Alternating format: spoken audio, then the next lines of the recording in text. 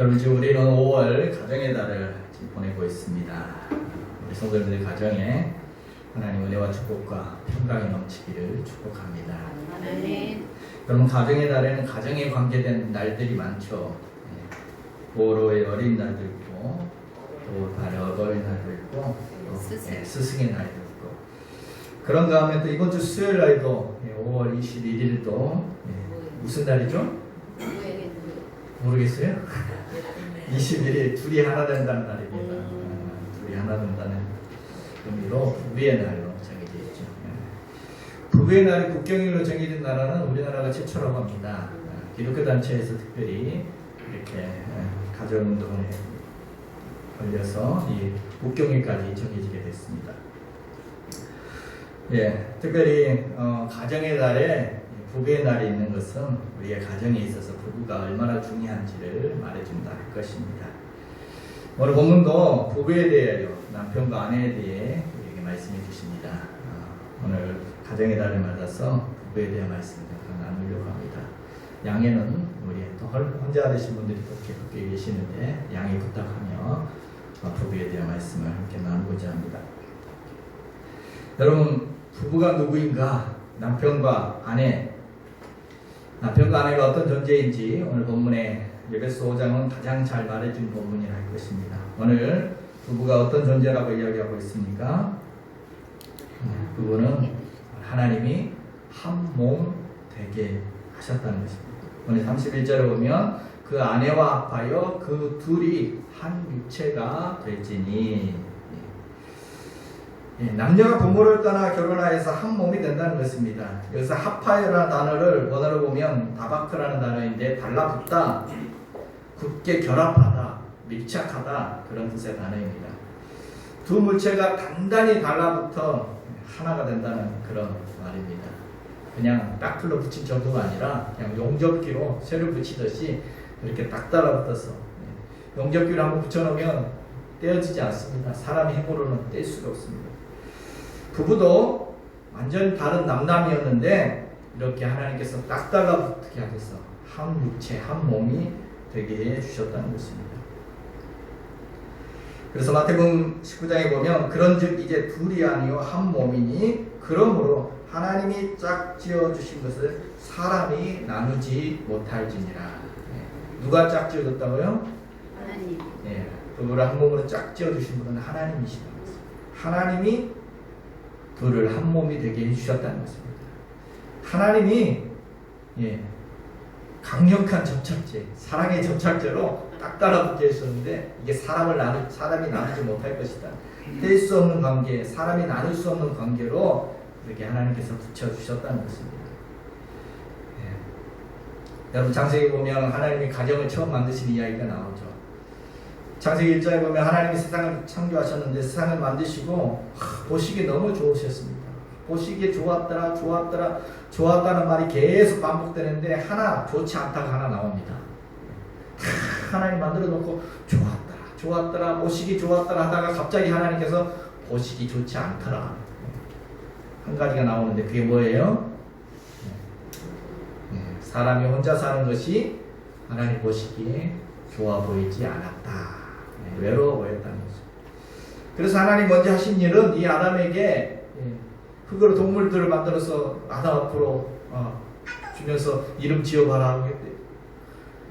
외롭지 않도록 쓸쓸하지 않도록 동물들을 아담 앞으로 잘 인도했는데도 어때요? 아담이 행복해 보여요? 아담의 표정 보니까 별로 행복해 보이지 않아요. 1차 시도 실패입니다. 그래서 하나님께서 2차 시도를 하십니다. 어떻게 하세요? 아담을 깊이 잠들게 해서 그의 갈비 하나를 뽑아서 그걸 가지고 또 여자를 만드셨습니다. 여러분 한번 생각해 보십시오. 아담은 뭘로 만들었죠? 아담은 흙으로 빚어서 재료가 흙이죠. 그렇다면 여자를 만들 때도 흙으로 만들면 되잖아요. 흙으로 똑같이 만들면 되잖아요. 근데 하나님 어떻게 하세요? 하나님 굳이 어렵게 외과 수술까지 하시면서 마취시켜놓고 갈비뼈 뽑아가지고 왜 굳이 이렇게 어렵게 하시나. 거기에는 하나님 뜻이 담겨있는 거죠. 한 몸에서 이렇게 만들어 가신 그게 하나님 뜻이 있는 것입니다. 너 없이는 나 없다. 한 몸에서 나왔다. 서로 한 몸이라는 거죠. 둘이 서로에게 속한 존재라는 것을 보여주는 것입니다. 그래서 아담이 잠에서 깨고 나서 어떤 반응을 보입니까? 여자를 보고 나서 어떤 반응을 보여요? 보통 낯선 사람을 보면 사람들이 경계를 하죠. 처음에 낯선 사람 보면 경계하잖아요. 엘리베이터에서도 아이들도 낯선 사람 보면 경계하잖아요. 말 걸지 말라고 부모하잖아요. 그런데 오늘 잠에서 깨어서 처음 보는 낯선 사람을 딱 보고 나서 오늘 아담은 어떻게 합니까? 기쁨의 노래를 부릅니다. 기쁨의 노래를 부릅니다. 창세기 2장 22절, 23절을 보면 세 번역으로 보면 이렇게 표현되어 있습니다. 이제야 나타났구나 이 사람. 뼈도 나의 뼈, 살도 나의 살. 남자에게서 나왔으니 여자라 부를 것이다. 자료를 보니까 되게 생생해요. 얼마나 기다렸던지. 동물들 보면 다 짝이 있는데 동물들 보면서 짝이 있는데 나는 왜 없지? 기다리고 기다렸는데 이제야 나타났구나. 뼈도 내 살이요 내 뼈요 살도 내 살이다. 남자에게 낳았으니 여자다. 원어로 보면 이슈에서 낳았으니 이샤다. 전혀 낯설지 않는다는 것, 전혀 낯설지 않습니다. 내 뼈요 내 살이다. 한 몸이다. 너무 반갑고 너무 예쁘고 너무 좋았다는 거죠. 그럼 그렇습니다. 이렇게 하나님은 부부가 한 몸으로 한 가족이 되게 해 주셨습니다. 가족을 만드신 분이 하나님이십니다. 하나님 이렇게 짝을 지어주신 분이십니다. 하나님께서 직접 이렇게 짝을 지어 부부가 한 몸이 되게 하시고 한 가정이 되게 해 주셨습니다. 여러분 그렇다면 남편과 아내가 한 몸이라는 것, 한 몸이라는 것, 여러분 한 몸이라는 게 서로에게 어떤 존재라는 뜻일까요? 어떤 존재라는 의미 있겠습니까? 한 몸이라는 것은 늘 함께하는 그런 인생의 동반자라는 의미입니다. 31절에 그의 아내와 합하여 그 둘이 한 육체가 됐지. 둘이었는데 이제는 합하여 하나가 되었습니다. 여러분 그래서 일실동체라는 말을 쓰죠. 이제는 따로따로 노는 존재가 아닙니다. 한 몸이 되었다는 것은 늘 함께 붙어 다닌다는 거죠. 늘 함께 붙어 있는 존재다. 뗄 수 없는 존재다. 평생 함께 살아가는 그런 인생의 동반자가 되게 해주셨다는 것입니다. 이처럼 하나님은 부부를 한 몸이 되게 하셔서 인생길을 함께 걸어가게 해주셨습니다. 한 집에서 같은 공간에 살며 정서적으로도 함께 마음을 나누고 친밀한 관계 속에서 희로애락을 함께 하면서 함께 웃고 함께 울며 인생길을 함께 걸어갈 수 있도록 인생의 동반자가 되게 해주셨습니다. 고린도전서 12장 26절에 이런 말씀이 있죠. 만일 한 지체가 고통을 받으면 모든 지체가 함께 고통을 받고 한 지체가 영광을 얻으면 모든 지체가 함께 즐거워하느니라. 여러분 이게 한 몸입니다. 한 몸은 따로따로 놓지 않습니다. 한 지체가 아프면 온 몸이 아프고 한 지체가 즐거움에 함께 즐거워하고 이게 한 몸입니다. 기쁨도 고통도 함께하는 것이 한 몸입니다. 이게 부부라는 것입니다. 여러분 하나님께서 혼자 있는 것이 좋아 보이지 않다고 했었는데 하나님 뭘 보고 좋아하셨는가? 시편 133편에 오면 함께 보겠습니다. 보라 형제가 연합하여 동거함이 어찌 그리 선하고 아름다운고. 하나님 보시기에 너무 아름답다.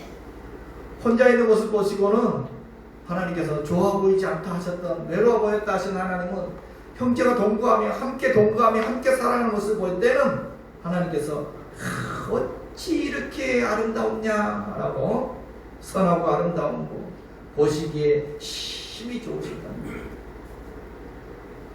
여러분 인생길 혼자 가는 것보다 함께 가면 밤길도 함께 가면 더 안전합니다. 함께 가면 먼 길도 함께 걸어가면 덜 힘듭니다. 외롭지 않습니다. 함께 가면 훨씬 더 행복합니다. 등산할 때도 등산길도 오르막길도 있고 내리막길도 있고 험한 길도 있고 평탄한 길도 있습니다. 우리 인생길도 그런 기쁠 때도 있고 슬플 때도 있고 힘들 때도 있고 평안할 때도 있고 건강할 때도 있고 병들 때도 있습니다. 그럴 때 함께 손잡고 걸어가면 밀어주고 끌어주고 함께 땀 흘리고 함께 겪으면서 함께 웃고 함께 울며 그렇게 인생 동반자로 함께 걸어가는 사람이 부부인 줄로 믿습니다. 그런 성경에 아브라함과 사라의 모습이 있죠. 아브라함과 사라의 모습을 보면 이런 동반자의 모습을 보게 되어집니다. 100년 이상 함께 살아가죠. 아브라함이 정든 고향을 떠날 때 사라도 함께 갑니다. 왜요? 부부니까, 한 몸이니까. 또 가나안 땅에 함께 살다가 가나안 땅에 기근이 들어서 애굽 땅으로 내려갑니다. 그때도 아내 사라는 함께 갑니다. 왜요? 한 몸이니까 같이 가야죠. 애굽에 내려갔다가 바로 왕에게 아내를 빼앗길 뻔한 그런 어려움도 함께 경험하게 되어집니다. 오래도록 자녀가 없어 힘들어할 때도 부부는 함께 고민합니다. 한 몸이니까. 그리고 하나님 은혜로 아브라함 100세가 되었을 때, 사라가 90세 되었을 때, 그때 아들 이삭을 낳았을 때 또 함께 기뻐합니다. 한 몸이니까 함께 기뻐합니다. 이렇게 100년 넘게 긴 세월 함께 하다가 아내 사라는 127세에 죽었고 남편 아브라함도 나중에 죽어서 아내가 장사된 곳에 함께 묻힙니다. 죽어서도 함께 합니다. 한 몸이니까. 이렇게 100년이 넘는 세월을 함께 동행하였던 아브라함과 사라, 이 모습이 성경에서 보여주는 부부의 모델입니다. 인생의 동반자로 한 몸으로 살아갔던 부부의 모습입니다. 저도 저희 아내와 100년은 살지 못했지만 그래도 벌써 28년 넘게 이렇게 살아가고 있습니다. 28년 가까이 살아가고 있습니다. 생각해보니 꽤 오래 살았어요. 28년이면. 결혼해서 제일 좋은 점은 항상 옆에 아내가 있다는 게 그게 제일 좋습니다. 혼자가 아니라는 거, 외롭지 않다는 거. 때로는 친구 같고, 때로는 연인 같고, 때로는 엄마 같고, 때로는 딸과 같고, 함께 자녀도 키워가면서 함께 기뻐하고, 함께 감사하고, 또 아이가 아플 때는 함께 마음 졸이고, 또 함께 밤을 새우기도 하고, 또 큰 문제 앞에서 함께 머리 맞대고 고민도 하고, 함께 기도하고 또 격려하면서 그렇게 힘든 순간들도 함께 헤쳐나갔습니다. 또 동역자로서 함께 또 교회와 성도를 섬기면서 함께 눈물 짓기도 하고 함께 감격하기도 하고 그렇게 함께 행복했습니다. 그 모든 순간 기쁠 때나 힘들 때나 그 모든 순간에 제 곁에는 항상 소중한 아내가 있었습니다. 감사하기 과분한 아내를 주신 하나님께 감사하면서 또 힘들다가 안 도망가고 늘 곁에 그 모든 순간에 곁에 있어준 아내에게 참 감사한 마음 같습니다. 그런데 또 감사하지만 또 잘 표현하지 못해서 또 미안한 마음도 늘 있습니다. 여러분 부부는 어떤 존재냐? 그렇게 가장 가까이 있는 존재입니다. 가장 가까이에서 항상 함께하는 한 몸, 인생길에 함께 걸어가는 인생의 동반자, 기쁨도 슬픔도 함께 나누는 소중한 가장 가까운 친구이며 어려움도 함께 헤쳐나가는 그런 인생 반려자가 부부인 줄로 믿습니다. 한 몸은 그렇게 가장 가까이에서 함께 살아가는 존재라는 거죠. 또한 남편과 아내가 한 몸이라는 것은 또 어떤 의미일까요? 그것은 또 서로에게 자기 몸과 같이 그렇게 소중한 존재라는 것입니다. 오늘 28절 29절 같이 한번 읽어보겠습니다. 이와 같이 남편도 자기 아내 사랑하기를 자기 자신과 같이 할지니 자기 아내를 사랑하는 자는 자기를 사랑하는 것이라. 누구든지 언제나 자기 육체를 미워하지 않고 오직 양육하고 보호하기를 그리스도께서 교회에게 하신 함과 같이 하나니. 아멘. 여러분 본문에 가장 많이 나온 단어가 뭡니까? 네, 자기, 자신. 이런 자기라는 말이 9번 이상 나옵니다. 9번이 나옵니다. 네, 자기. 남의 몸이 아니라 자기라. 부부는 남이 아니라는 것입니다. 자기 자신과 같은 존재라는 것입니다. 네, 촌수로 따지면 부모 자식 간에는 일촌이지만 부부는 그냥 무촌입니다. 무촌. 누구든지 언제나 자기 몸을 미워하지 않고 보호한다. 오직 양육하고 보호한다. 자기 몸은 아낀다는 것입니다. 누구든지 자기 몸은 아끼고 사랑합니다. 자기 몸은 보호하고 돌본다는 것입니다. 몸을 여러분 다 그렇죠. 여러분 다 그럴 겁니다. 자기 몸 정성껏 씻겨주고 또 배고프다 그러면 먹을 거 찾아서 먹여주고 춥다 그러면 또 옷 찾아서 옷 입고 예쁘게 오늘도 보니까 다 예쁘게 꾸미고 나오세요. 또 예쁘게 꾸며주고 피곤하다 그러면 어디 쉴 곳 있는지 쉴 곳 찾아서 쉬게 하고 또 몸이 아프다 그러면 병원이나 약국 찾아가면서 치료하고 자기 몸은 끔찍이 아낍니다. 왜요? 자기 몸은 그만큼 소중하니까. 자기 몸은 소중하니까. 오늘 부부가 한 몸이라는 것은 서로에게 자기의 몸과 같이 그렇게 서로에게 소중한 존재라는 것입니다. 자기 자신 아끼고 사랑하듯이 이렇게 귀하게 여기고 사랑할 존재가 부부라는 것입니다. 또한 오늘 부부가 한 몸이라는 것은 서로에게 어떤 존재라는 것입니까? 부부는 서로에게 서로를 온전케 해주는 존재라는 것입니다. 오늘 사람이 부모를 떠나 그 아내와 합하여 그 둘이 한 육체가 될 것이다. 둘이 하나가 된다. 반쪽과 반쪽이 만나서 온전한 하나를 이루게 된다는 것입니다. 여러분 다들 남편과 아내를 서로에게 반쪽이라 이런 말을 사용합니다. 반쪽이다. 반쪽입니다. 남편은 반쪽인 아내가 있어야 온전한 하나가 되어집니다. 아내도 반쪽인 남편이 있어야 온전한 하나가 됩니다. 여러분 이처럼 이 세상에서 여러분 이 세상에 혼자서 완전한 사람은 아무도 없습니다. 누구나 다 장점이 있고 단점이 있습니다. 누구나 다 부족함이 있습니다. 그래서 부부는 나의 장점으로, 자신의 장점으로 상대의 단점을 채워주는 그런 돕는 배필입니다. 서로 섬겨주고 서로 도와주고 서로 세워줌으로 더욱 온전해지는 게 부부인 줄로 믿습니다. 그래서 창세기 2장 18절에 보면 하나님께서 여호와 하나님이 이르시되 사람이 혼자 사는 것이 좋지 아니하니 내가 그를 위하여 돕는 배필을 지으리라 하시니라. 하나님께서 뭐라고 하십니까? 돕는 배필이라고 이야기합니다. 서로에게 돕는 배필이라는 것입니다. 부부는 서로가 있으므로 서로가 도와주고 서로가 함께함으로 더 온전해지는 존재입니다. 남편은 아내가 세워주고 도와주어야 더욱 힘을 내며 살아갑니다.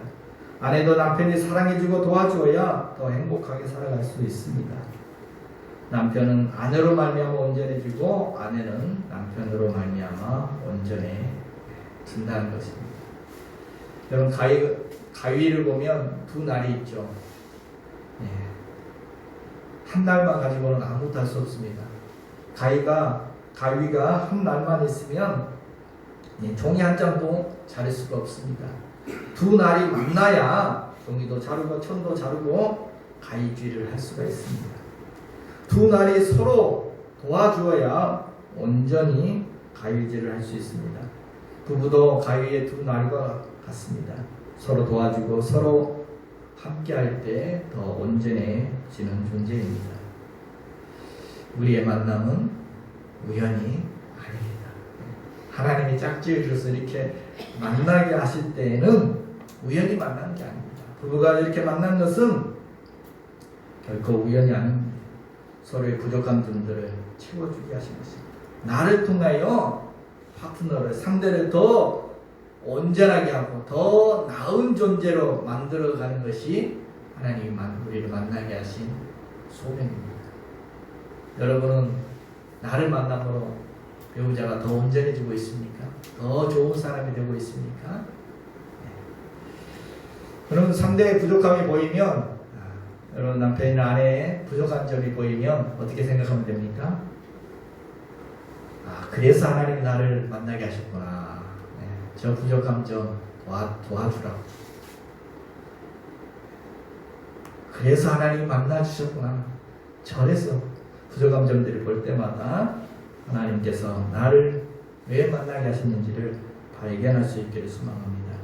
고린도서 12장 21절에 이렇게 말씀하십니다. 눈이 손더러 내가 너를 쓸데없다 하거나 또한 머리가 발더러 내가 너를 쓸데없다 하지 못하리라. 여러분 부부는 한 몸이기 때문에 서로에게 꼭 필요한 존재라는 것입니다. 없어서는 안 되는 존재라는 것입니다. 서로에게 쓸데없다 할 수 없습니다. 반드시 서로에게 필요한 존재라는 것입니다.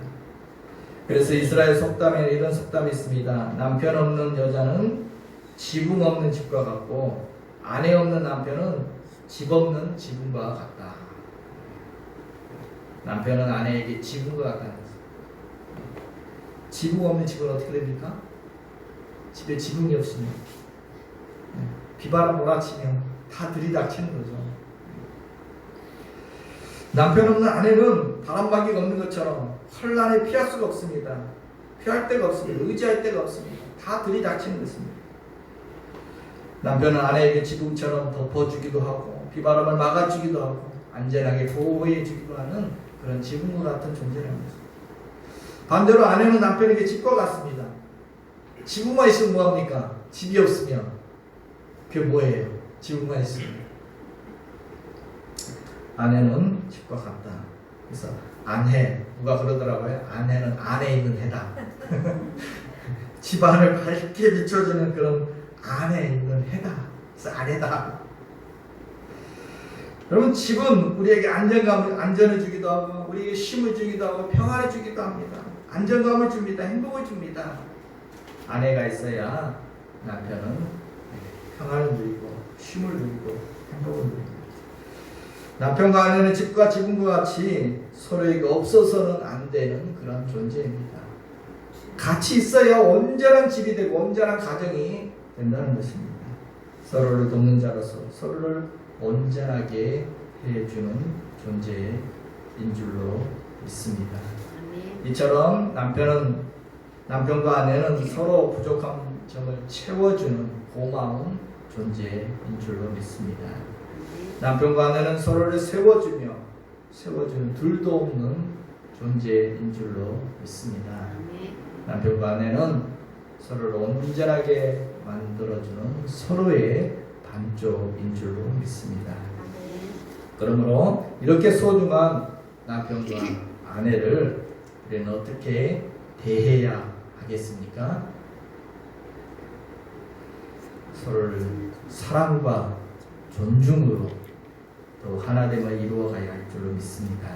오늘 본문에 31절과 33절 다시 한번 보면 사람이 부모를 떠나 그 아내와 합하여 그들이 한 육체가 될지니 33절 같이 보겠습니다. 너희도 각각 자기 아내 사랑하기를 자신과 같이 하고 아내도 자기 남편을 존경하라. 아멘. 여러분 부부가 일심동체 한 몸이지만 처음부터 한 몸인 것은 아니죠. 오늘 본문에 둘이 한 육체가 될 것이다. 둘이란 말이 먼저 나옵니다. 한 몸만 강조할 게 아니라 원래 둘이었다는 것입니다. 둘이었습니다. 서로 다른 둘이 만나서 한 몸을 이룬 것입니다. 서로 다른 둘이었다는 거 이거 우리가 잊지 말아야 할 것입니다. 원래는 둘이었습니다. 다른 둘이었습니다. 서로 다른 둘이 온전한 하나를 이루게 된다는 거 쉬운 게 아닙니다. 결코 쉬운 게 아닙니다. 서로 다른 둘입니다. 뭐가 다릅니까? 살아온 환경이 달랐습니다. 성장 배경이 완전히 달랐습니다. 30년 동안 서로 다른 환경 속에서 살아왔습니다. 배운 것도 다르고 가정 형편도 다르고 추구하는 방향도 다르고 생활 습관도 완전히 다르고 취미도 다르고 다른 그 투성의 사람이 이제 만났습니다. 처음부터 잘 맞을까요?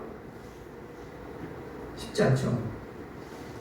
여러분 취미도 똑같고 생각도 똑같고 가치관도 모든 게 다 똑같은 그런 부부 있습니까?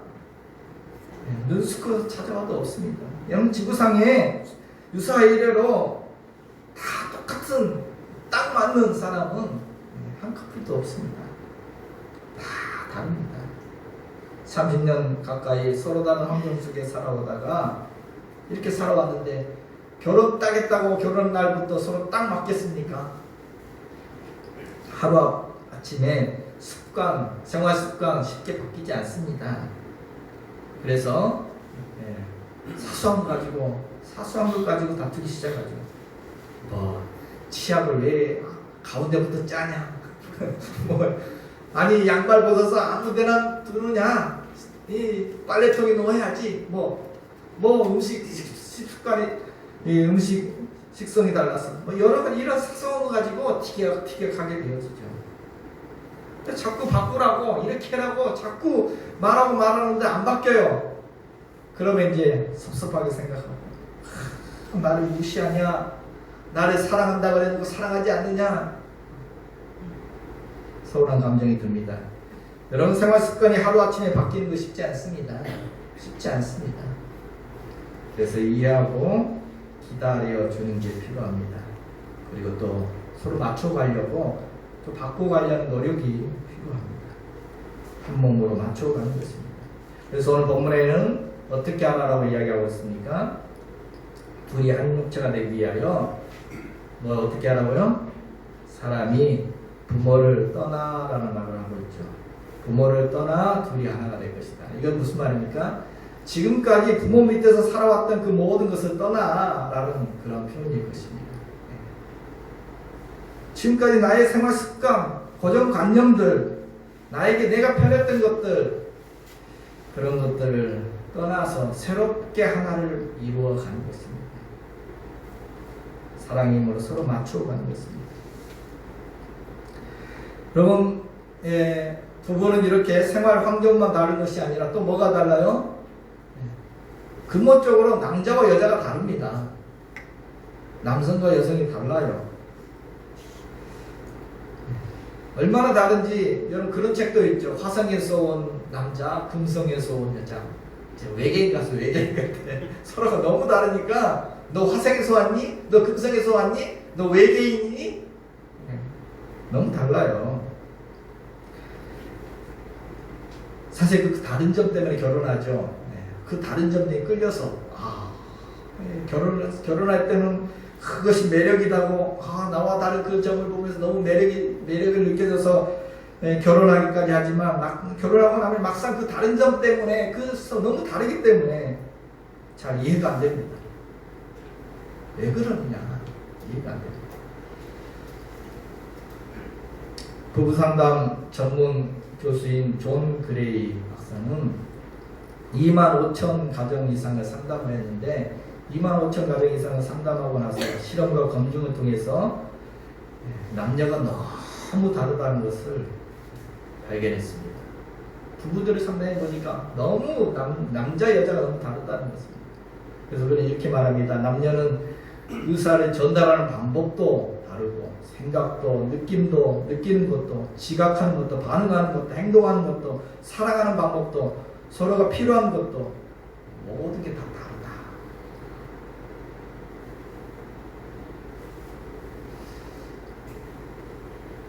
목표지향적인 남자와 관계지향적인 여자 다릅니다.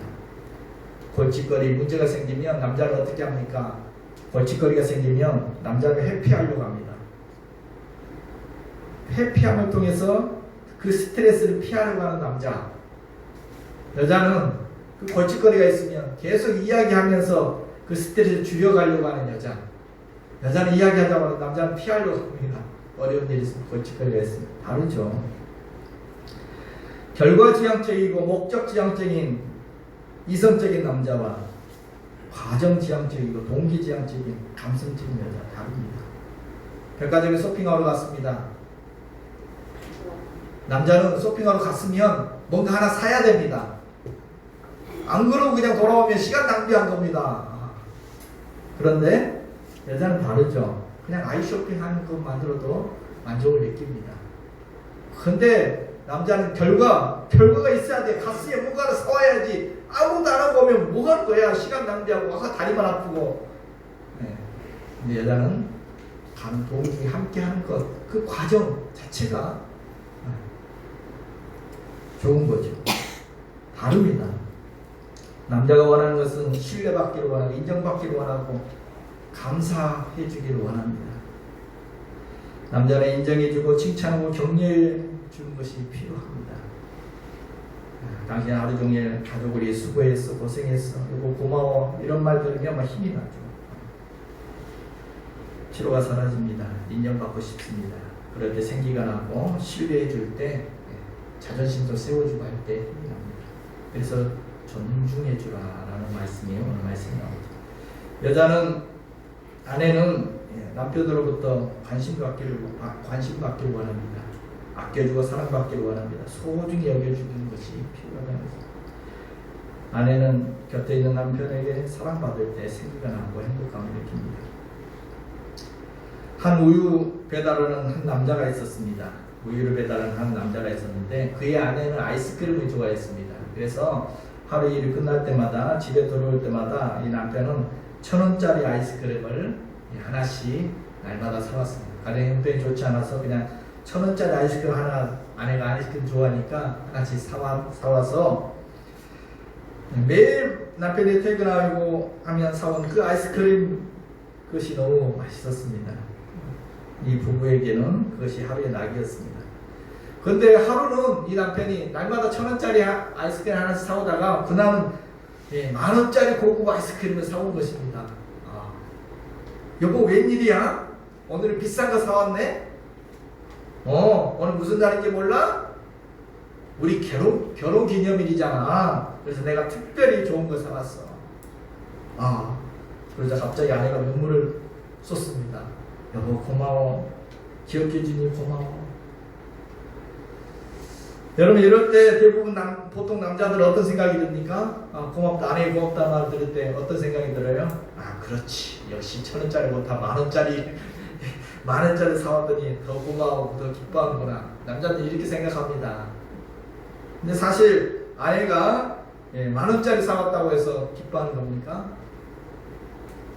아니죠. 결혼 기념일 잊지 않고 이렇게 기억해 준 것이 그 관심에 고마워, 기쁘다는 것입니다. 남자들 그거 잘 몰라요. 그냥 뭔가 큰 거 해줘야 해서 돈 모아가지고 그냥 한꺼번에 큰 거 하나 딱 사주면 좋아하겠지. 아내는 작은 관심에서 아내의 사랑이 시작됩니다. 삶의 순간순간 관심 주고 아껴주고 잘 표현해주고 이런 것들이 더 중요하다고 합니다. 저도 잘 몰라서 잘 몰랐는데 그게 더 중요하다고 합니다.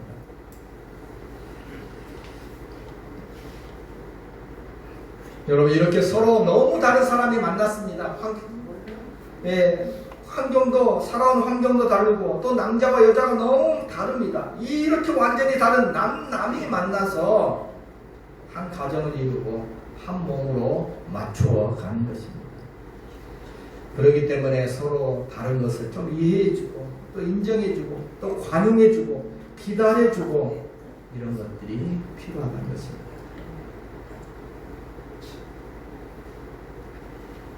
또 하나 되게 하려고 하는 그런 노력이 필요한 것입니다. 그래서 오늘 본문에 둘이 하나됨을 이루기 위해서 어떻게 해야 되느냐 두 가지를 제시해 주고 있죠. 부모를 떠나라는 말이 나오고 있는데 서로 다른 환경에서 자랐기에 서로 다른 습관과 생각과 삶의 방식 이것을 서로 고집할 것이 아니라 그 방법을 이제 떠나서 서로 맞춰가고 하나됨으로 이루어가야 할 것을 말씀해주고 있습니다.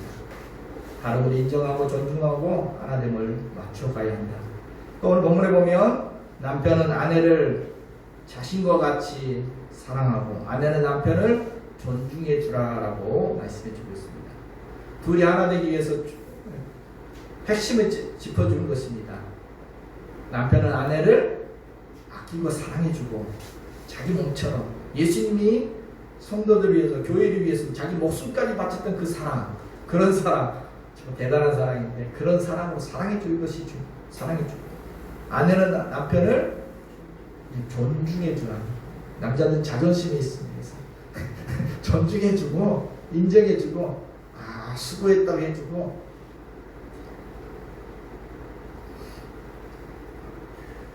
마다가스카르 속담에 이런 속담이 있습니다. 집을 따뜻하게 하는 것은 난로보다 부부간의 이해이다. 부부가 서로 이해해 줄 때 가정은 더 훈훈해지고 서로의 마음은 더 따뜻해질 줄로 믿습니다. 이야기 하나 마치려고 합니다. 어느 한 여자 집사님의 고백입니다. 이런 고백을 합니다. 저는 우리 부부관계가 하나님 말씀에 기초하지 못했다는 것을 알게 되었습니다. 저는 부부가 한 몸인 줄을 몰랐습니다. 한 몸인 줄 몰라서 저의 단점은 감추면서 남편의 단점은 여러 사람들에게 스스럼없이 이야기하곤 했습니다. 남편은 남편이고 저는 저였기 때문입니다.